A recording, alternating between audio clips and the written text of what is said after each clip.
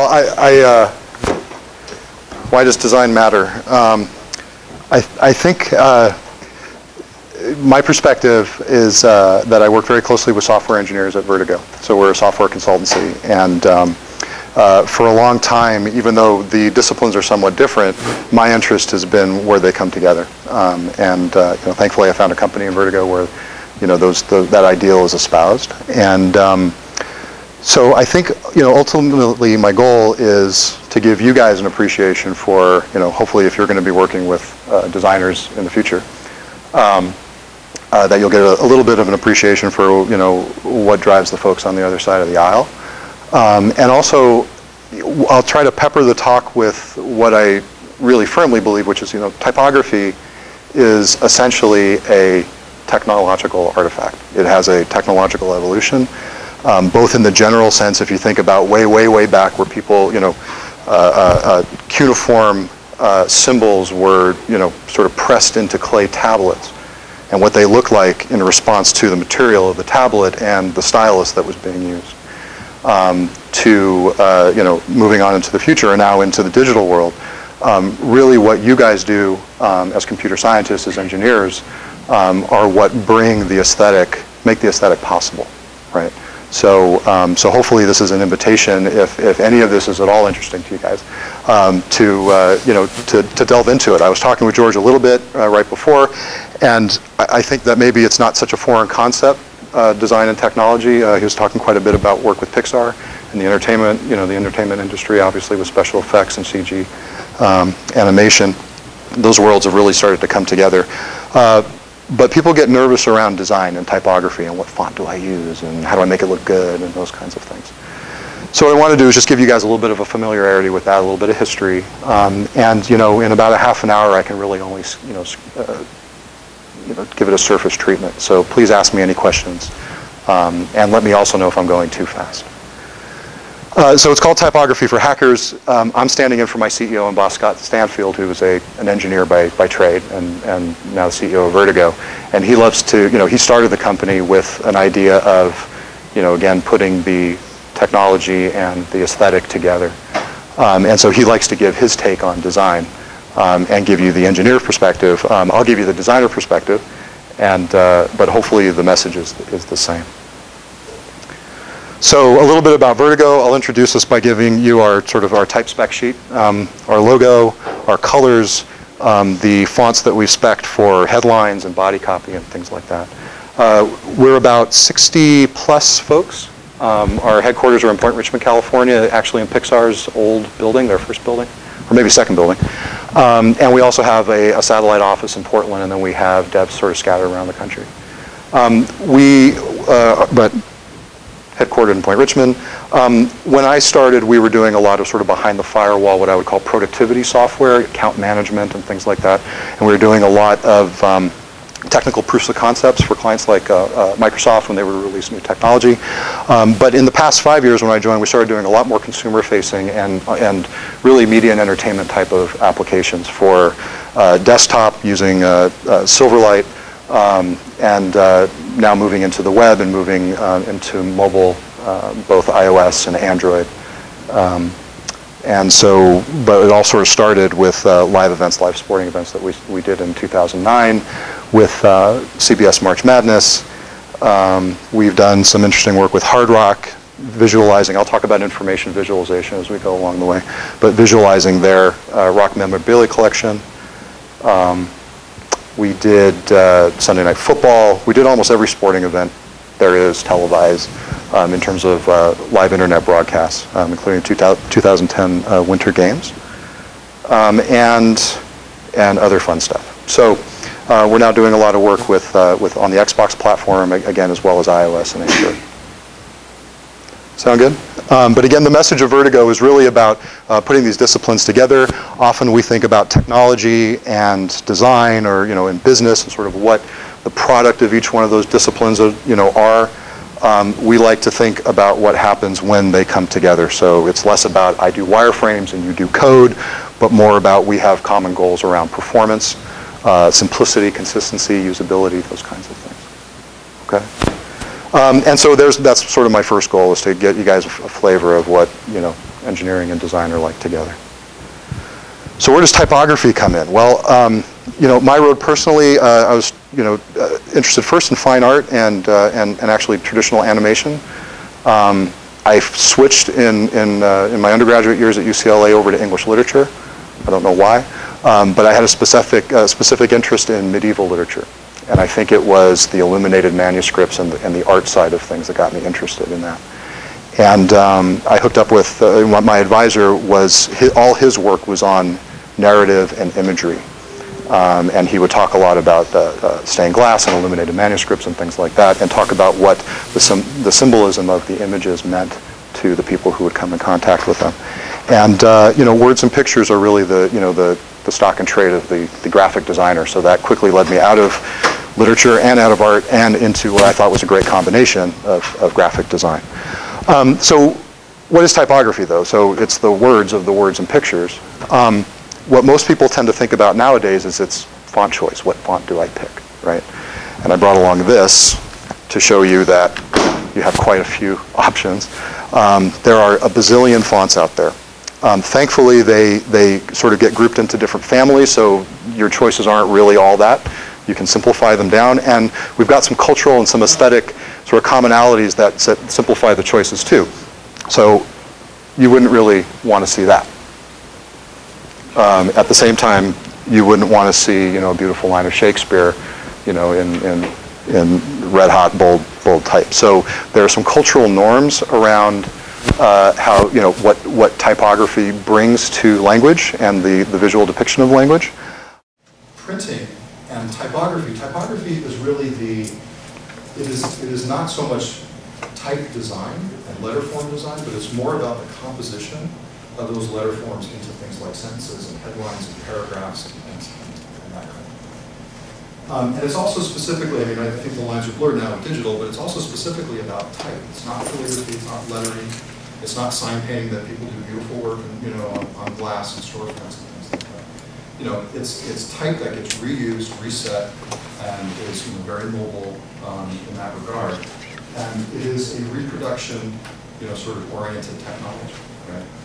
So Gutenberg's Bible, 1455, is really the first Western, the classic Western sort of birth of typography, typesetting, and that kind of thing. But you'll notice that the style is very different from the Roman, right? So let's talk a little bit about the evolution and how it might have gotten there. So the Roman alphabet, very sort of vertical, all capital letters. Has an interesting transformation into this sort of very heavy Germanic sort of calligraphic script that we see here. This family of typefaces, as they've evolved, are called grotesques. And you'll recognize it from religious texts and some other examples. But really there's an interesting evolution from the Roman characters, so there's Trajan column in the alphabet up there. As it gets, so not everybody wrote chisels on stone, right? Romans wrote with pen and ink on papyrus.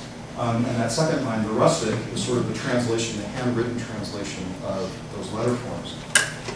As, again, technology, as papyrus, which is rough and has, a bunch of, it's basically fibers, rough fibers from plants with lots of breaks and things that are going to mess up your pen. As that gives way to parchment and vellum, which are much smoother, and as the writing implements started to evolve, you get in these sort of middle examples a much more calligraphic handwritten sort of style. They talk about the speed, the smoothness of the vellum, and the writing implements let people sort of produce those characters. It sort of took you from an all-caps alphabet to a lowercase alphabet, because if you really sort of squint your eyes, you can see where the speed of writing kind of took those very sort of strict capital letters and sort of connecting them with little bits of ink and this and that, and sort of evolves along.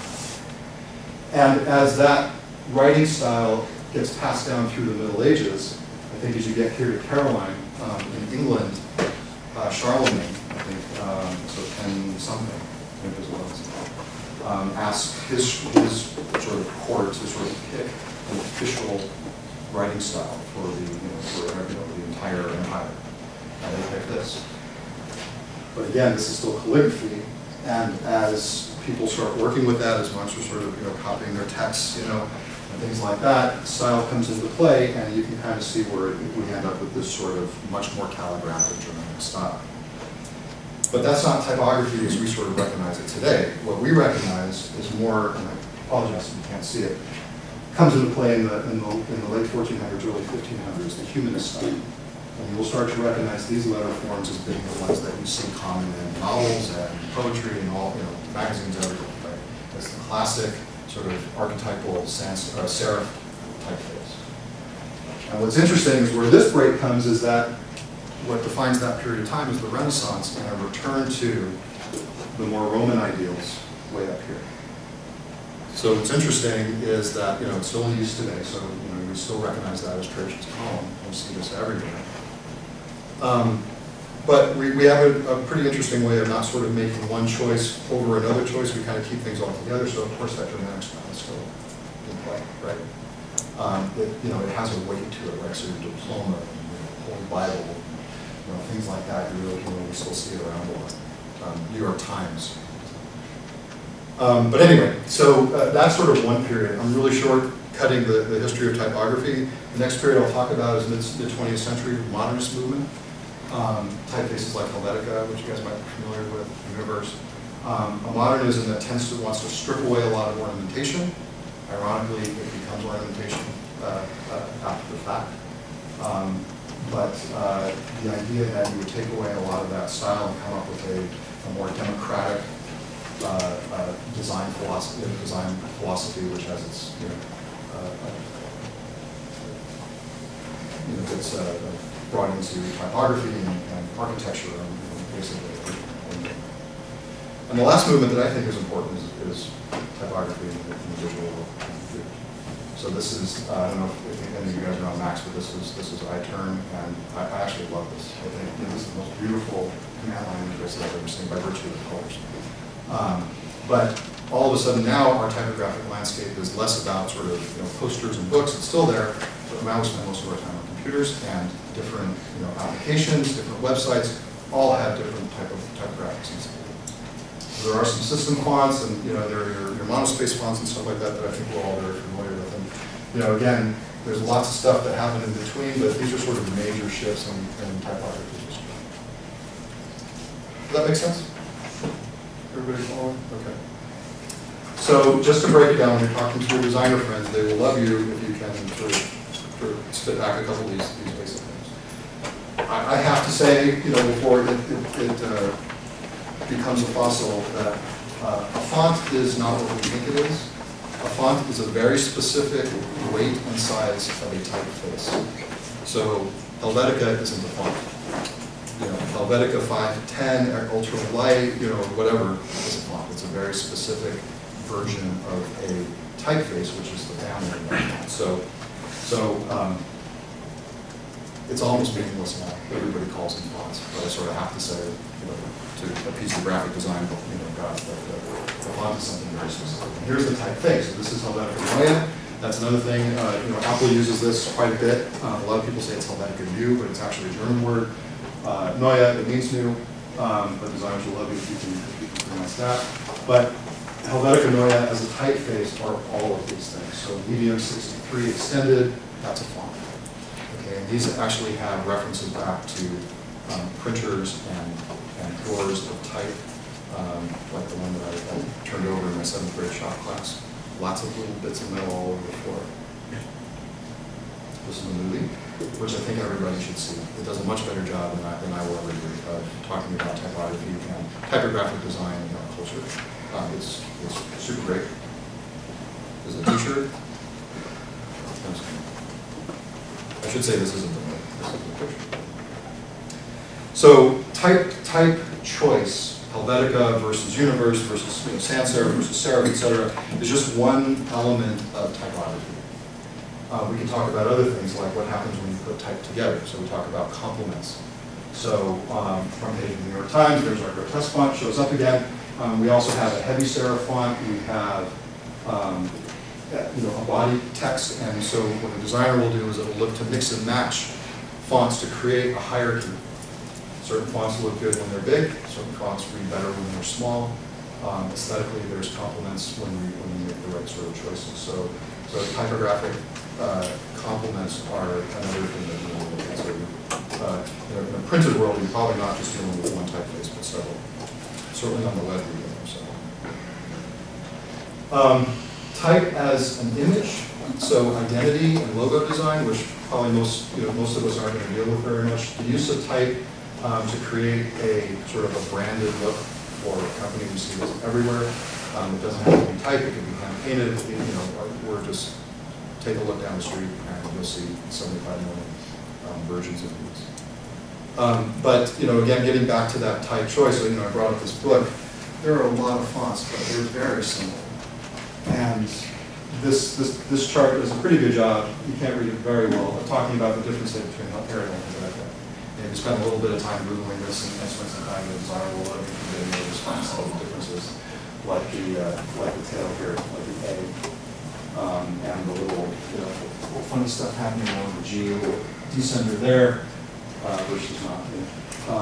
So designers, sometimes for aesthetic reasons, sometimes for practical reasons like legibility or whatever, will get inspired to go off and design a whole typeface. So in my case, maybe, so our company's name is Vertigo. The V, even though it's just a couple of diagonal lines or whatever, is a very, very dominant letter. And so typically when I see it typed out, I see V. And so what can I do to bring some more balance to that word? One of the things I look for is the letter G. So letter G is great because you've seen it written a couple different ways, right? There's just the simple loop, and then there's like two circles with the connecting straight. So I'll look for a typeface that maybe has a certain weight to the V, but also has that really interesting G. I might not find it, and if I were a fontographer, or a typeface designer, I might have to go off and make a whole font just to sort of create that relationship. But those are some very sort of small details that if you have a whole lot of time, I guess a whole lot of money, you can delve into. Kerning and letter spacing. So this is talking about the space between letters. Kerning is actually the space between two specific letters. Okay, so people also talk about tracking. Have you guys heard about tracking? So letter spacing is, well, so here's a paragraph of text. The letter spacing overall is tight, right? So all those letters are pretty close together, like you used to say. If you go off and look at highway signs, the letter spacing there tends to be pretty wide, so you can read them going by very fast, right? So when we talk about letter spacing, we're talking about sort of like the gestalt effect of like how wide or how close together the letters are. When we're talking about kerning, we're talking about what's happening between the L and the O, or the O and the W, those kinds of things. And have you guys heard of ligatures? So there are, from type, there's all kinds of interesting ways in which letters, when they get too close together, back in the day, the ink would bleed, right? So they would create special characters called ligatures that actually connect these in a way that they could be more legible. So again, technology coming into play, right? So the serifs that were once the chisel on the stone have evolved really specifically so that the print would be as high fidelity as possible. So the ink would tend to pool in these little angles. It was hard to get a straight line. So you would get these sort of curves. And those curves were designed to minimize the bleed of the ink. And these ligatures were designed to minimize the bleed of the ink and let the letters sort of maintain their fidelity. So one of the things about going to design, so all this stuff is like, I really would love to give you guys the exercise of going and trying to letter space out a simple sort of long word like refrigerator. And you can see where it gets really hard. What happens between a G and an R is very different what happens between an O and an E or whatever. And get all of that stuff in balance if you're sort of doing a business card or something, a very fine piece of typography is really a challenge. One of the evils of that is then you can't help but look at bad letter spacing and bad kerning everywhere around us. So this is a cartoon you're looking at city offices like, Safeway is a great example. Safeway does a terrible job of letter spacing out the words. If you look at it very closely, you can see there's a lot of imbalance. The FedEx logo that everybody's familiar with, the arrow in between the, inside the letters, they do a terrible job of they had to futz with those letters to get that arrow looking right. And as a result, they really screwed up how the type baselines. And so if you look at that lower edge, you see all kinds of weird blobs and stuff like that that you don't want to see. And so once you start getting into this stuff and get that detailed, then you notice mistakes. Leading, so that is also called line spacing. It's the space in between lines.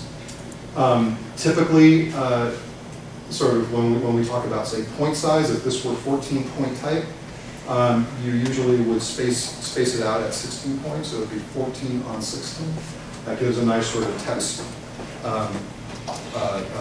sort of relationship between words and white space. We'll talk about composition in a second. Now we talk about ems on the web. We talk about relative sizing. We don't talk about points anymore. We'll talk a little bit about that. Measure. Measure is the overall length of the line. So I'm forgetting my type 101, but I think it's something like, there's a character count that is sort of the equivalent of a good measure. It's basically what you can comfortably read on sight. When something gets very long, it becomes hard to read. When something very short, it becomes hard to read. So the measure is the overall length of the line. We can also talk about things like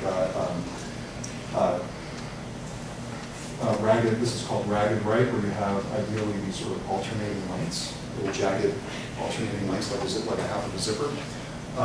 Is good for text. You often see people will sort of block, newspapers will do this. They'll sort of fill out the edges of the type, and then you'll see all these strange spaces in between, because to get those letters lined up on the edges, they have to create those spaces. Those are called rivers. But what's interesting in this example, and I'll talk a little bit about sort of what's happening now with the sort of landscape of different devices and different sort of reading environments that we have right now. That this is technically a bad measure to compare it to a book, but if you're reading on your phone, it's not bad. It's actually, for the phone, it's actually pretty darn good, and it's much better than sort of mandating the true measure and then making somebody sort of pinch and sort of resize things just to read it. Right? So there's all this stuff is continually evolving and a lot right now. So again, the composition of types. So those are some of the some very detailed things. The biggest thing I think is about layout. This is the most important thing. So we're graphic designers, just think most of it. So I hope you guys can see layout is usually talked about and planned out and designed in terms of grids. And I hope you can see a strong sort of grid structure here, right? You can see the columns are lined up.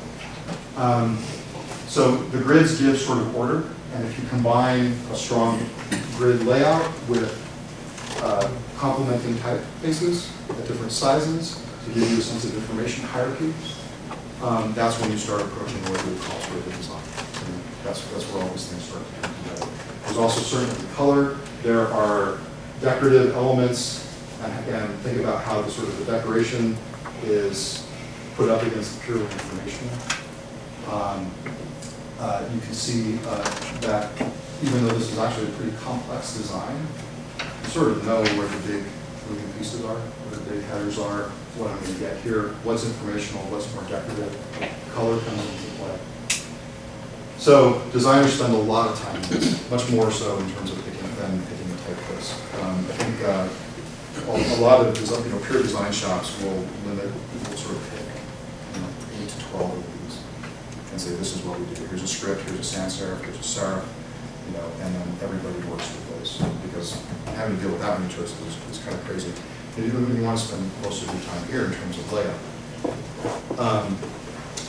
The grid provides, not just sort of an order and a real sort of grounding to the information, but it also provides a whole lot of freedom, right? If you have that sort of grounded sense, then you can play, and then you can get something that's sort of, maybe much more sort of standard. I can read everything on that page versus this. It still has that sense of order. I still know where I'm going to find my information. It has that hierarchy, right?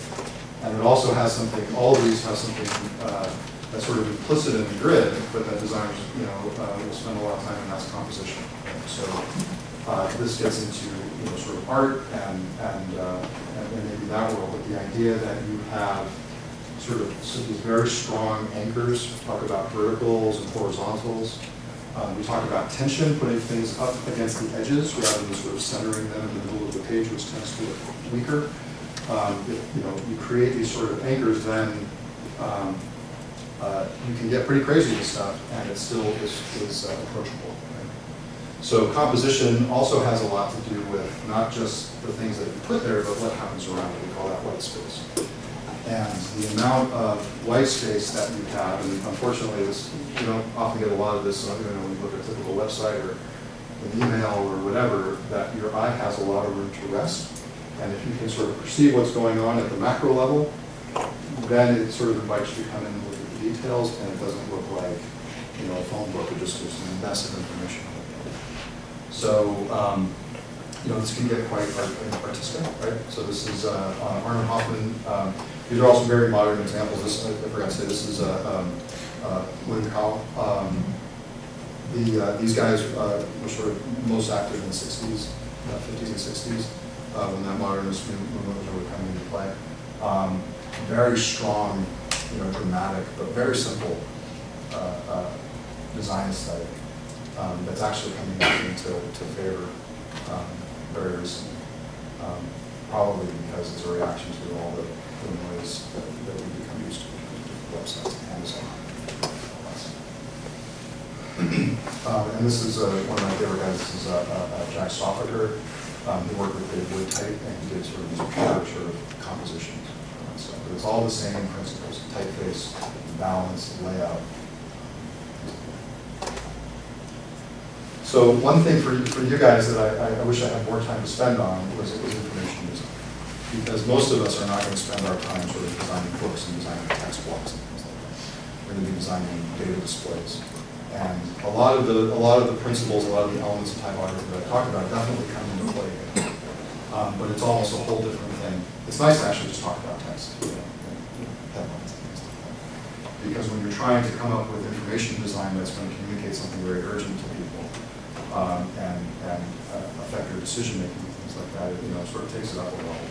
So one guy that I would encourage you to read and see if you can is Edward Tufte. I don't know if you've heard about him. But he's he's got about 3 books out, and he does a wonderful job sort of exploring information design and typography. He has a wonderful example all around the Challenger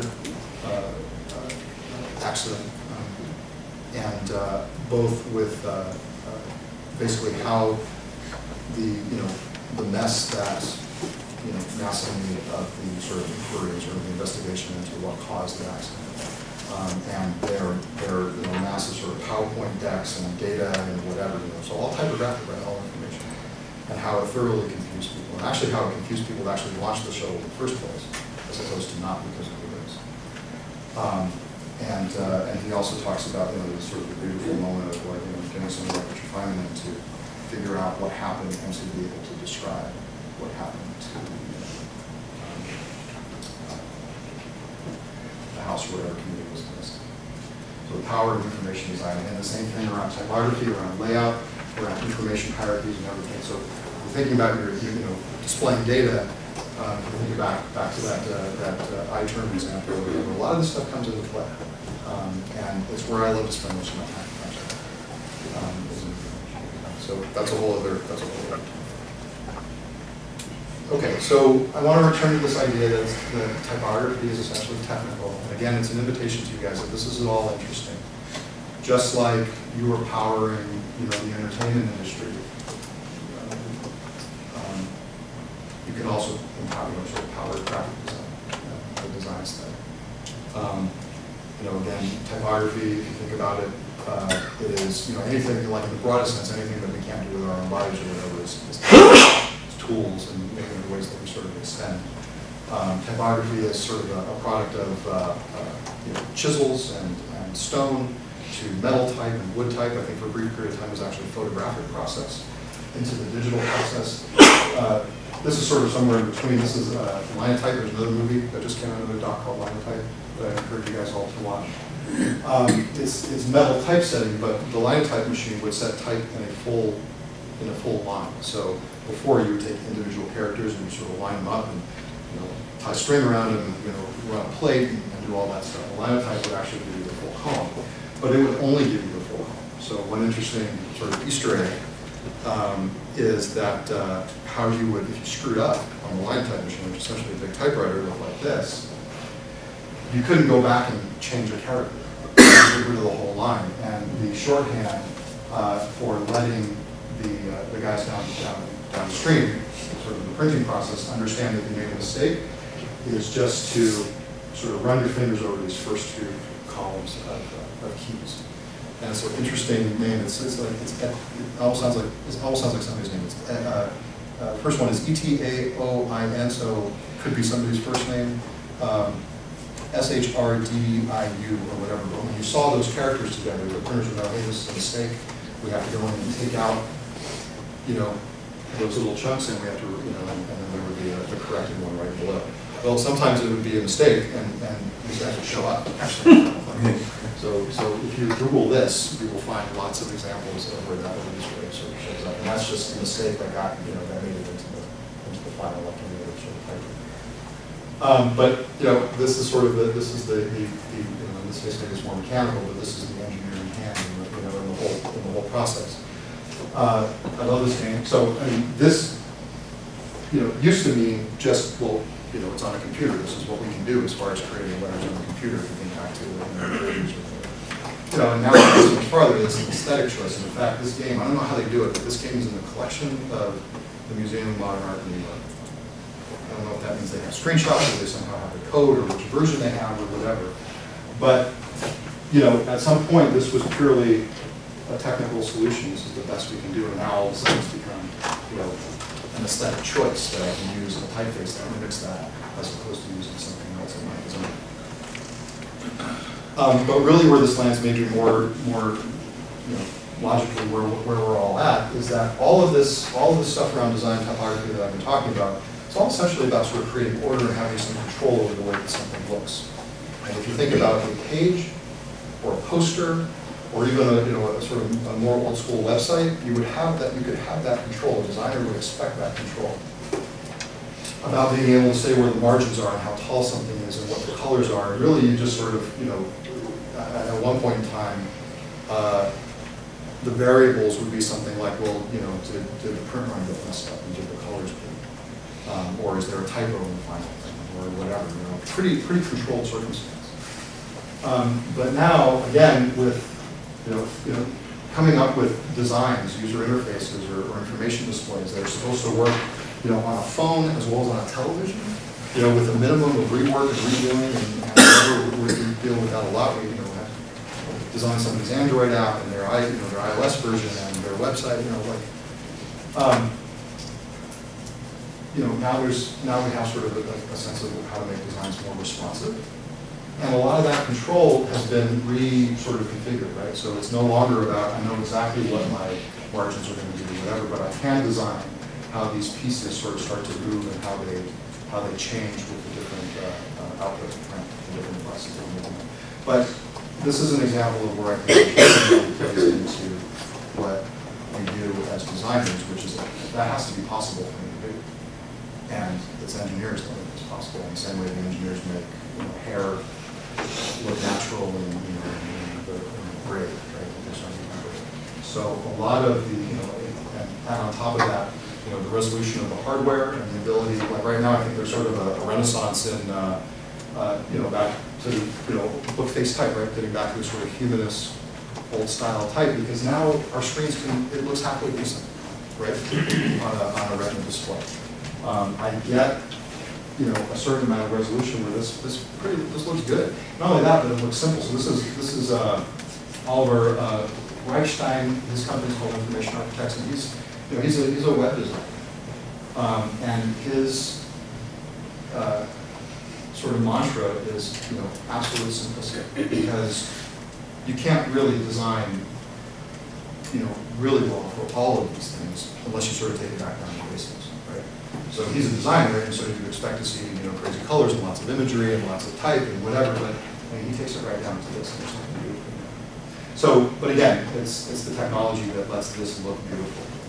5-7 years ago, this would look terrible. There's also web fonts, which bring a lot of choice, but and that's still early, but that's going to develop too. So these are ways in which I think designers and developers work together on how this stuff,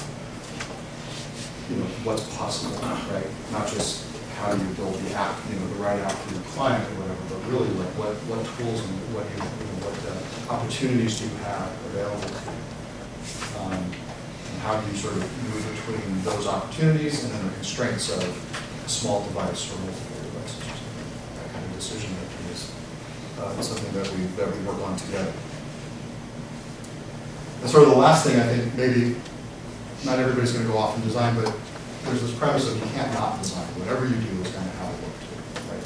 Whether you sort of pick Keynote's default chart style, that they've got the crazy one that looks like wood, wood slats for your bar charts, or you pick or you pick a typeface in your Microsoft Word or whatever. It's going to have a look to it at the end of the day. And so hopefully some of these elements, at least looking for them, might sort of come into your vocabulary a little bit and help you make some of those choices. This is Dieter Rahm's industrial designer. He worked at Braun, in the 50s, 60s, 70s, maybe into the 80s, and he did, amazing things with radios and phonographs and razors and things like that. Beautiful design. We all sort of aim for this, but everybody makes mistakes, so you shouldn't be afraid to make mistakes. So this is Apple, but I mean, this is the least usable thing I think I've ever seen in my life, and none of that was really good. So everybody tries, designers try, engineers try. You don't always hit the mark or whatever, but it's that trying that sort of helps, and it helps move the ball forward. So Scott would like to give you some tips, so you can copy these down. This is sort of getting back to this kind of thing, like, okay, well, how do I, if I can't not design, how do I do some things that just sort of keep it really simple and keep it legible? So there's always a tip slide. So Georgia's a system font, it's a serif for body text, that's really great. I mentioned, we used to talk about point size. 16 point, it turns out, is a nice legible size on devices, as well as on desktops. If you're talking about M's, that's, that would be your M, 1M. And 1.5 M for your letter spacing or your letter. That would translate into somewhere between 18 and 20.11. So 16 is your typeface size, 18 to 20 would be your letter. So we want to look for something. 26 pica measure. If you guys are using M's, M points, and picas or whatever, God help you. I think more about think about 30 words is the ideal sort of letter measure. Half of me wants to say don't even pay attention to that one because you're dealing with devices and stuff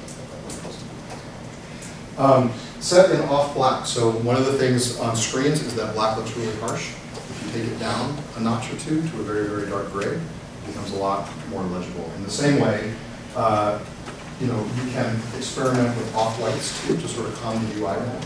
Depends on sort of what the contrast is in monitors and displays, all that kind of thing. But the important thing is, try not to read things all black. Try to bring it down. Use color sparingly, and that's really because color theory is a whole other shebang, and that's one of the things that designers often don't get right either. So you can just take it out of the equation. Simple link identifiers. Keeping things simple is good. Okay. I think that brings me to references. There's lots of good books. Grids and layout. A couple of really good ones. This is Coy Vin. He was the sort of designer-in-chief at the New York Times for a long time. He now has I guess it's still started called Pixel. I don't know if you know that, sort of like a community photo collaging. But he has a website called Retraction, his blog, which is really good, and he's got this beautiful book, Ordering Disorder, that's all about grids for the web, adaptive grids for different layouts and things like that. Really, Alon's book, Grid Systems, has some great exercises in it if you want to try it. Like really, all this stuff, the way that you learn it is to try these sort of formal exercises of doing blocks around the page of different sizes and see how they relate to each other. Trying to put letters together and come up with a balanced sort of letter size. But those are some good ones on layout. Design for hackers is probably more along the lines of what Scott would talk about. in terms of how to bring some of these simple principles into your work as engineers. Color theory, Albers is the quintessential guy. The elements of typographic style. There's a web version of this online, and you can go down rabbit holes on any of these things if you start to Google them and look at the blog and stuff like that. And if you're interested, you want to email me, I can think of some more suggestions. And that's it. Thank you very much.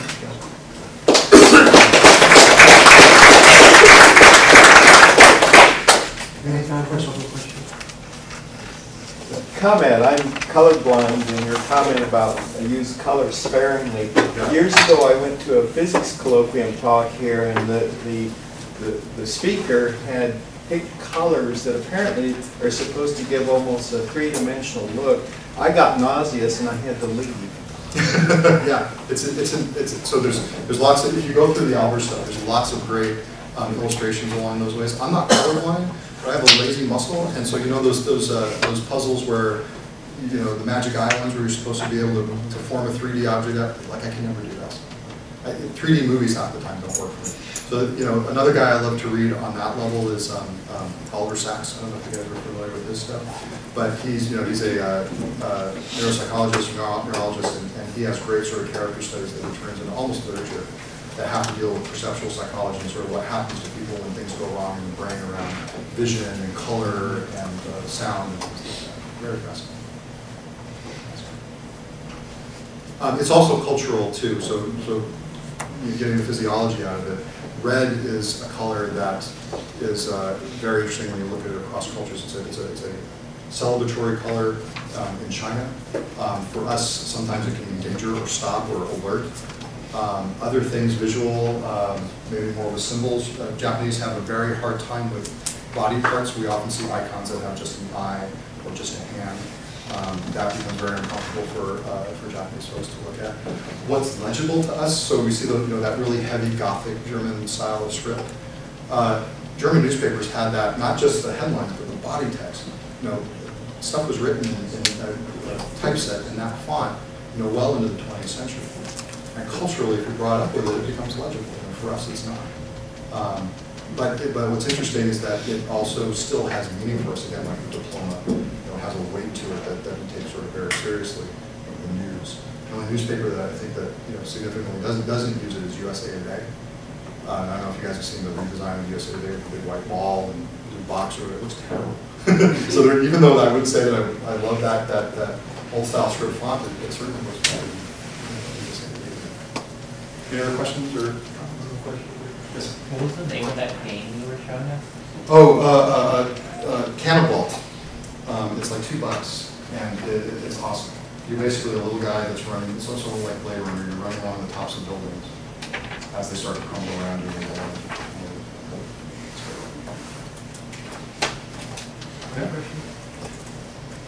Okay. All right, guys, thank you very much.